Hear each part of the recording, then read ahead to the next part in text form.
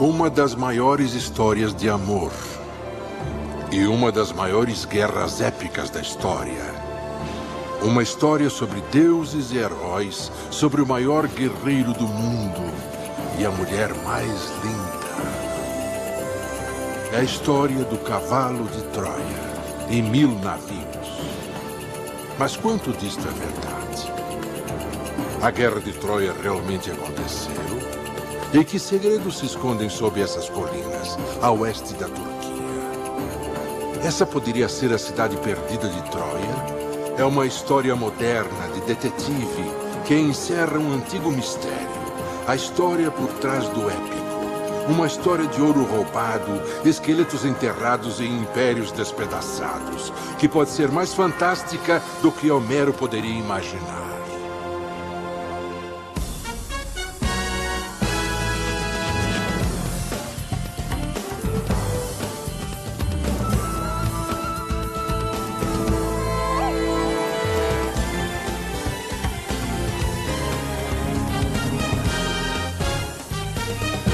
Troia.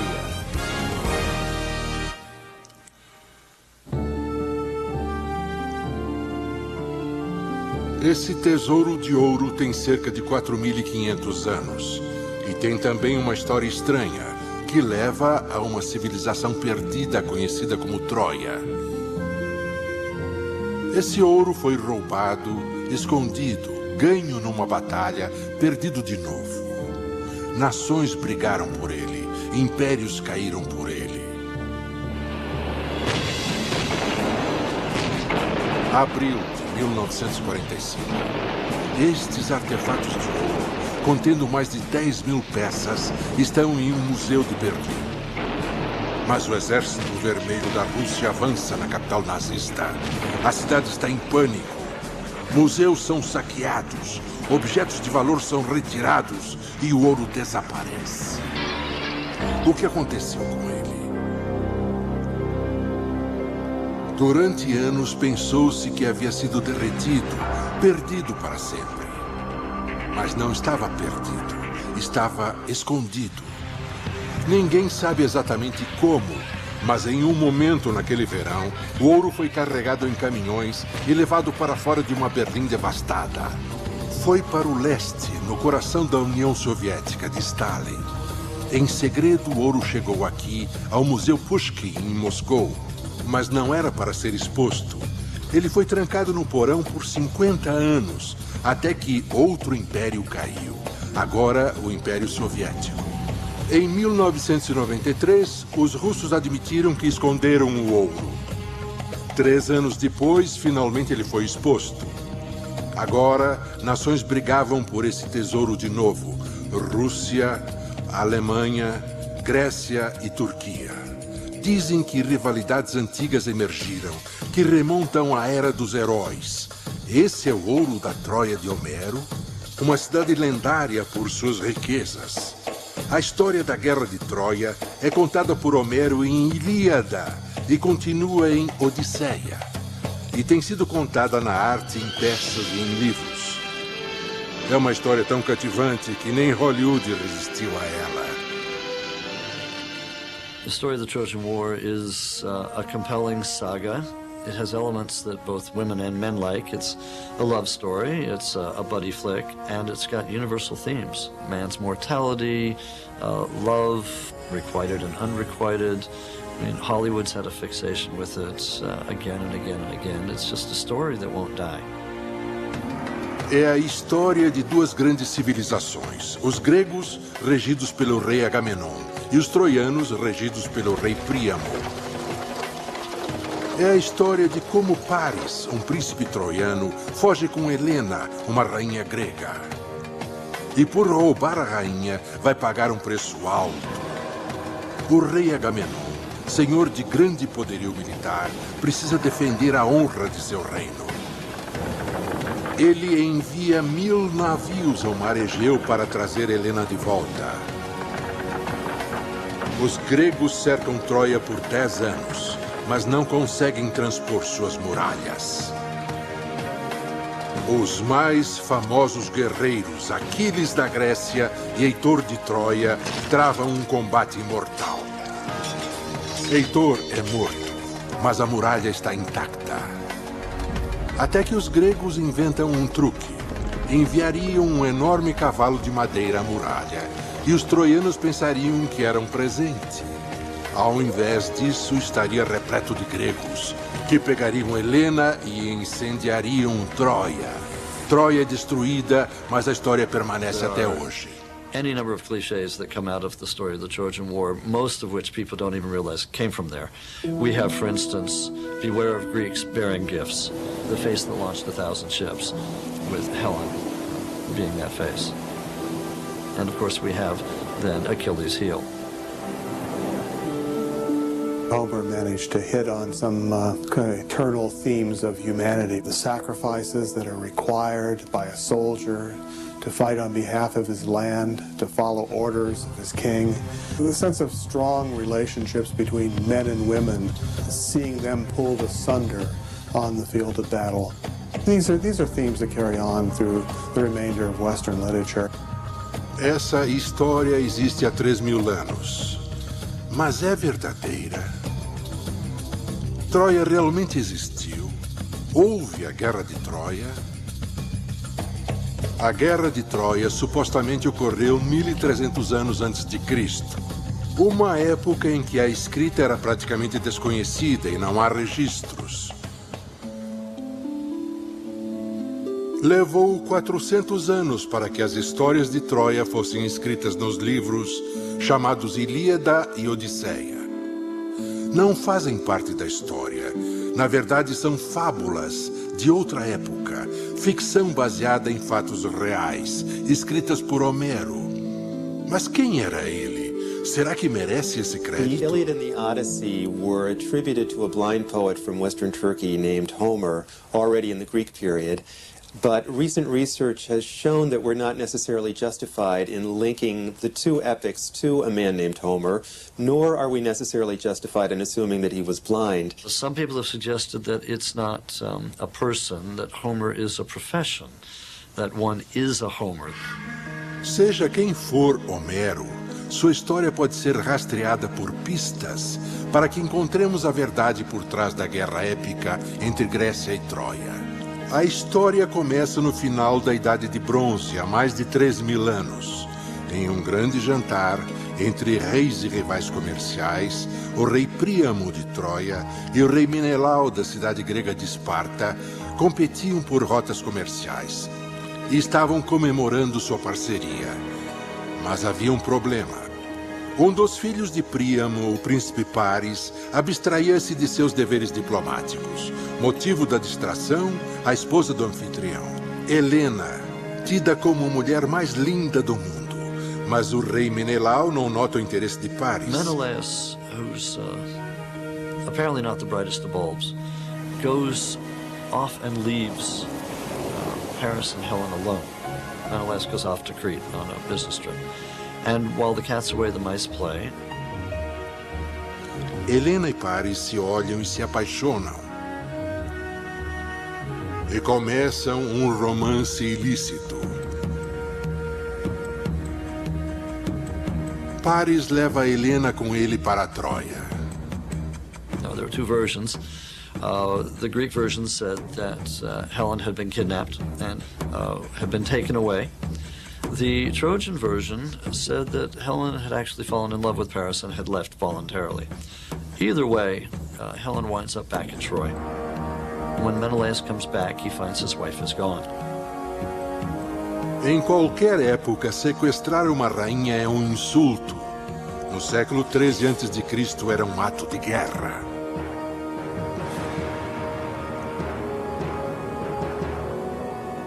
O rei Príamo se recusa a devolvê-la para a Grécia. Helena agora está na corte de Troia. Mas realmente esse lugar existiu? A descrição de Troia por Homero instiga. Há dias os homens falaram sobre a cidade de Príamo, rica em ouro e rica em bronze. A cidade de Príamo, Troia, rica em ouro. Isso fez aparecer aventureiros através dos séculos. Encontre Troia, encontrará ouro. E é aí que o ouro volta à história de novo. Na Alemanha do século XIX, um homem de negócios excêntrico buscou os tesouros de Troia como vingança. Era Heinrich Schliemann. Ele estava obcecado pela Ilíada e acreditava em cada palavra. Para ele, Troia, Helena, o cavalo eram reais. Mas por centenas de anos, estudiosos duvidaram da existência de Troia. Para eles, era uma cidade fictícia, como Atlântida e Shangri-La. Schliemann se recusava a acreditar neles. Um homem obcecado embarcou numa busca frenética, que se tornou a primeira tentativa séria de achar Troia. Mas descobrir a verdade sobre Troia seria muito difícil, pois Schliemann, como Homero, misturava fatos com ficção. Numa época em que o show garantia a cobertura da imprensa. Schliemann seria o P.T. Barnum da arqueologia. Heinrich Schliemann is the father of archaeology. He's also a scoundrel. He is almost completely untrustworthy in terms of his personal life, his private life, and therefore one wonders how much we can trust him in terms of his professional life. He's not really a man you would have wanted to invite home to dinner. And at the very least, if you did, you would take his stories with the proverbial grain of salt, if not the whole shaker. Schliemann estava determinado a achar provas da Guerra de Troia e se tornar famoso. Mas antes ele tinha que ficar rico. Começando pela Rússia, ele vendeu armas para os dois lados na Guerra da Crimeia. Para financiar sua busca, ele se voltou para o ouro. Em 1849, havia só um lugar onde procurá-lo.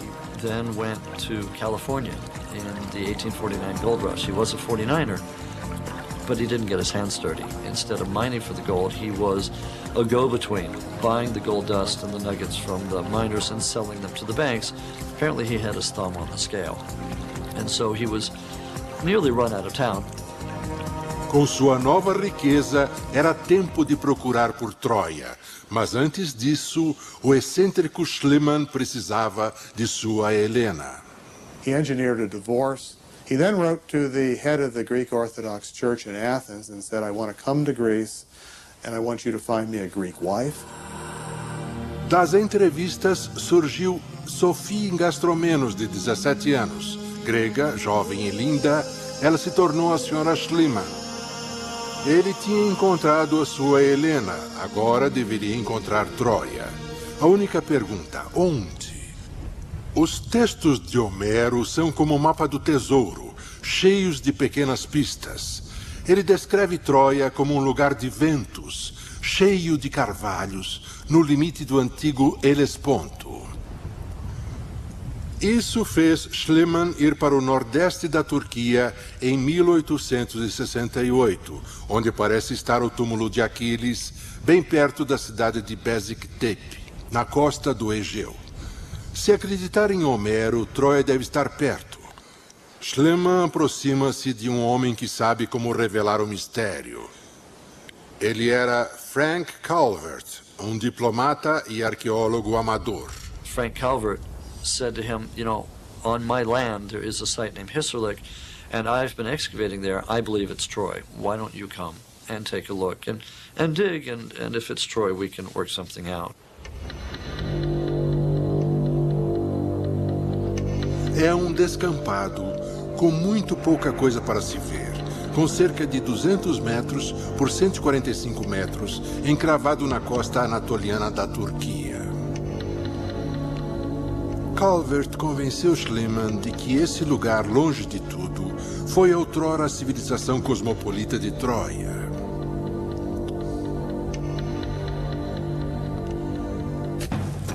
Schliemann começou a cavar onde Calvert havia sugerido, e ele não estava com pressa. Acreditando que a Troia de Homero estava no fundo, ele cavou uma trincheira de norte a sul, com 36 metros de largura, passando pelo meio da colina. Mas Schliemann não era paciente nem cuidadoso. Se não fosse a Troia de Homero, ele teria abandonado tudo. If one had to describe in a nutshell how Schliemann dug at Troy, it would be very easy to describe. He dug badly. At the time in which Schliemann began his work, archaeology was really a very new discipline. We think of it as a very old one, but in fact, in the second half of the 19th century, it was quite new. Schliemann had no formal training in archaeology at the point when he began his excavations, so he wasn't exactly sure how to go about it. Em 31 de maio de 1873, Schliemann descobriria tesouro. In his own words, Schliemann said, I came out one morning, the workmen were already excavating, and as I walked over, one workman was uncovering a huge chest, and I could see the glint of gold. And so I quickly announced that I had forgotten it was my birthday, Schliemann says, and I gave them the day off on the spot. After the workmen had left, I then called over my wife Sophie, and together we excavated this great chest and associated treasures. My wife gathered up the objects, the gold, the silver, the bronze, in her apron and carried them off back to the house, where we quickly collected them and cataloged them and wrote them up. Milhares de peças de ouro, pequenas e grandes. Schliemann disse que era o tesouro de Príamo, o rei de Troia, e que ele tinha levado anos tentando encontrar. Schliemann tinha prometido ao governo turco que não levaria o tesouro para fora do país. Então, para ele, só havia uma opção. Tinha que sair de fininho. Segundo Schliemann, uma noite ele e a esposa levaram o ouro de Troia em barco para sua pátria do coração, a Grécia. Unfortunately, we have a problem with this story. And the problem is very simple, that Sophie wasn't there. In Schliemann's own diaries, in other accounts, it turns out that his wife Sophie was in Athens the day that this treasure was reportedly discovered. So the whole story was made up. And in fact, Schliemann was confronted with this later. And he said rather sheepishly, yes, it's true, Sophie wasn't there. I inserted her into the story in order to try and get her more interested in what I do.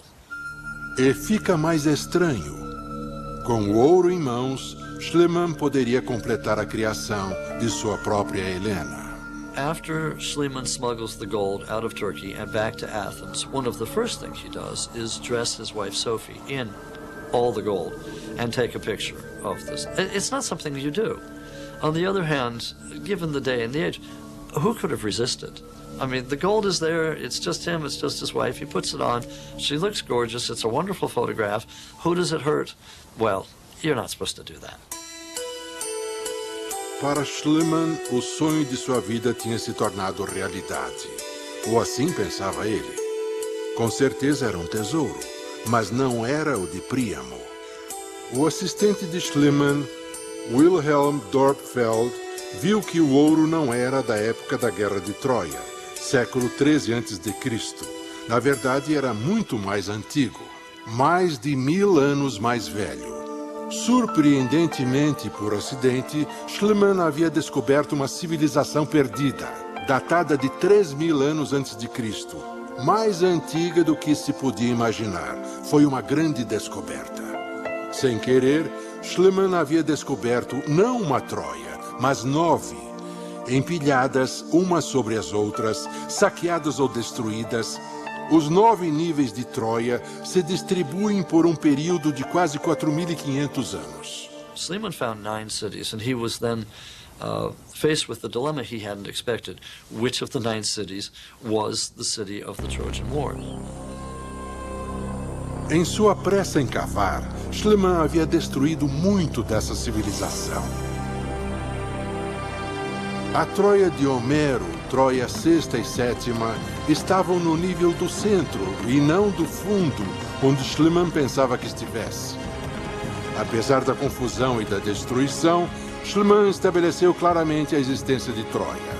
A descoberta tornou-o famoso. Schliemann announced his results, deliberately forgetting to mention the name of Frank Calvert. Calvert's name was lost to history, and Schliemann claimed credit for finding Troy. Ele encontrou Troia, mas uma coisa o incomodava. Troia não era tão grande assim, e Schliemann não conseguia entender por que uma guerra tão grande fora travada por uma cidade tão pequena. Para provar que houve a Guerra de Troia, ele tinha que produzir uma Troia maior e mais poderosa. Uma que havia sido saqueada e incendiada. A trilha que Schliemann havia perseguido por tanto tempo acabou dando em nada. Então ele voltou sua atenção para a Ilíada de Homero, através do mar da antiga Grécia. Havia vários reinos no Peloponeso durante o final da Idade de Bronze. Mas todos eles se reportavam a um reino, Micenas, e a um rei, Agamenon. Foi o irmão de Agamenon, Menelau, que teve a esposa sequestrada, Helena. Ela ainda estava em Troia com seu amante Paris. Mas nesse insulto, Agamenon vê uma oportunidade. Ele chama os governantes sob sua tutela e recruta o apoio deles. A missão: recuperar Helena e saquear Troia, cidade rica em ouro. A arma secreta: Aquiles, o maior guerreiro da Grécia, cuja agilidade e habilidade de lutar haviam sido concedidas pelos deuses. Com a maior fragata e o maior guerreiro, como poderia perder? King Agamemnon, with a head and face like Jove, the Lord of Thunder, a waist like Mars, and a chest like that of Neptune, stands peerless among the multitude of heroes. Agamenon, rei da grande cidade de Micenas. Esse seria o reino que colocou os gregos contra a Troia. Em 1876, Schliemann foi ao lugar onde se pensava que Micenas tinha existido. People would have taken him right there and said, this was the home of Agamemnon, this was Mycenae. Entre essas ruínas, Schliemann começou a cavar de novo, esperando encontrar Agamenon e outra pista da guerra de Troia. Micenas, um lugar de riquezas e violência. Ao contrário de Troia, nunca se duvidou da existência de Micenas, mas ninguém havia escavado o lugar sistematicamente até a chegada de Schliemann. E o que ele descobriu aqui é espantoso. You go into the citadel of Mycenae, you go along a wall, and you go through a gateway, and over top that gateway is a huge stone lintel block, and over top of that is a roughly triangular piece of stone, which has a carving on it of two lion-like creatures facing each other with a column in between. Leões. Qual seria o significado? Nos tempos antigos, leões eram os guardiões simbólicos de construções da realeza. A Porta do Leão é uma das mais antigas esculturas da Europa. Para Schliemann, era a entrada da corte de Agamenon. Schliemann começou a escavar e encontrou um espaço circular semelhante a um lugar de reuniões ou uma praça. But when he began to excavate there, he found it wasn't a meeting place. It was a monumental area in which there were graves. Túmulos. Ao invés de uma praça, Schliemann havia achado um cemitério. And he found a number of deep shafts that had been cut down through the ground and into the bedrock. And at the bottom of each of those shafts was a rectangular chamber, which he found a great number of bodies. Schliemann cavou mais fundo, convencido de que acharia o corpo de Agamenon e desvendaria novos segredos sobre a guerra de Troia. In each grave were large quantities of very precious objects, of gold and silver, large quantities of exotic objects that had been brought to Mycenae. Ouro. Parece incrível, mas Schliemann havia achado ouro de novo.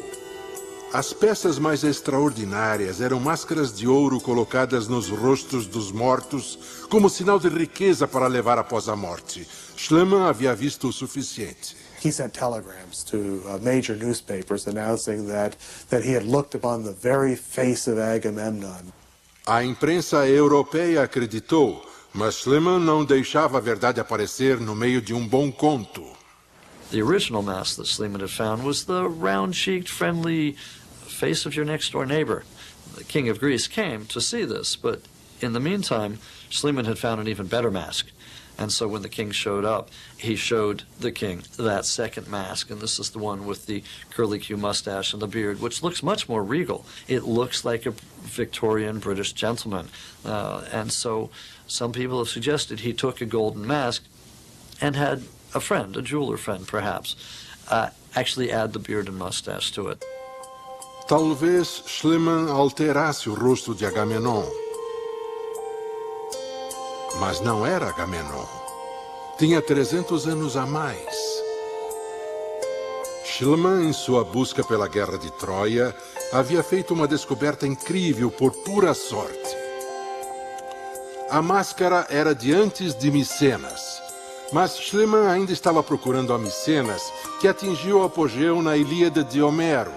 Nos anos seguintes, arqueologistas fariam uma ligação com Homero, um elmo com presas de javali que combinava com a descrição na Ilíada. And over his head he set a helmet made of leather. The gleaming teeth of a white-tusked boar ran round and round in rows stitched neat and tight. De repente, Homero é mais do que um poeta. Enfim, a mitologia e a arqueologia se uniram e a cidade de Agamenon entra em evidência. Como Troia, Micenas se tornou muito rica, dominando tudo em seu redor.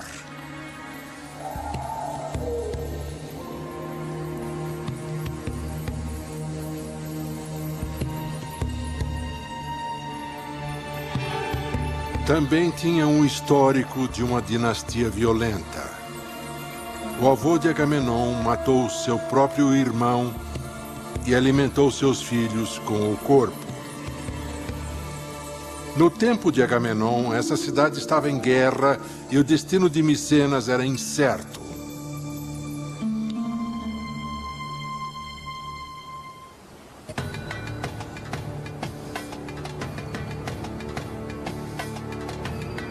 Quando a grande fragata preparava-se para partir, Agamenon, num gesto desesperado, sacrifica sua própria filha para que os deuses protegessem a viagem para Troia.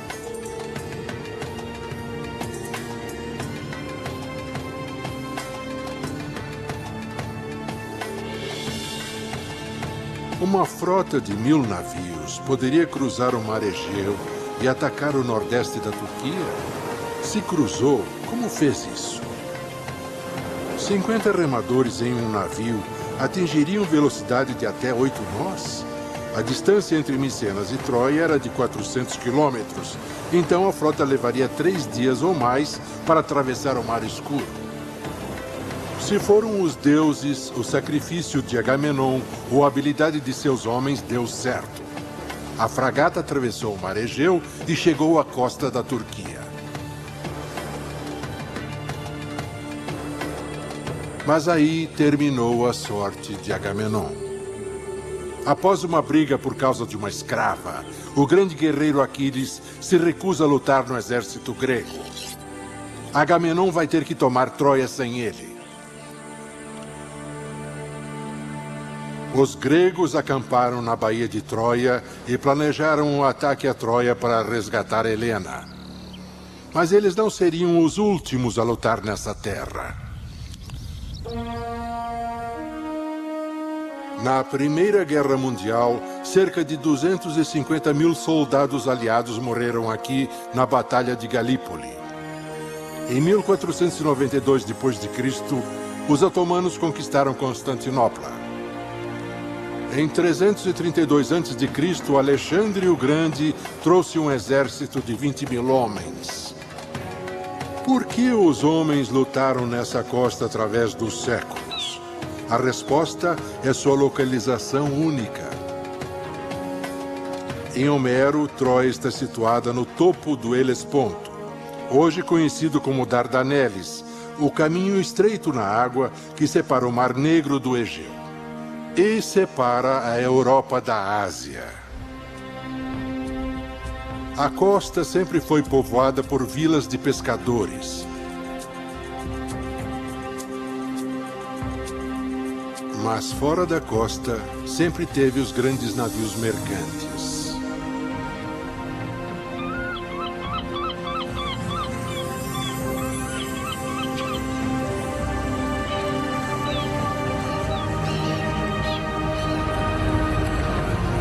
Muita da antiga riqueza mundial passou por essas águas estreitas. Se a Troia de Homero fosse aqui, seria um lugar de muito poder. Um vento nordeste ainda sopra aqui. É um vento que ajudou a fazer a riqueza da cidade. The winds and the currents frequently were going the wrong way, and the sailors would have had to put in at the port for up to 6 weeks at a time. And Troy, the rulers of Troy, probably would have taxed those ships. Troia seria um pedágio da Era de Bronze e a riqueza aumentava.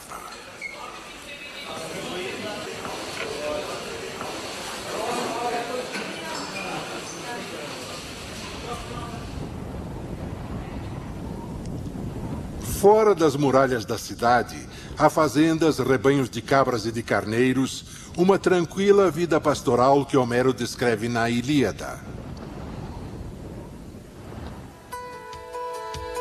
Dentro da cidade, ela é majestosa.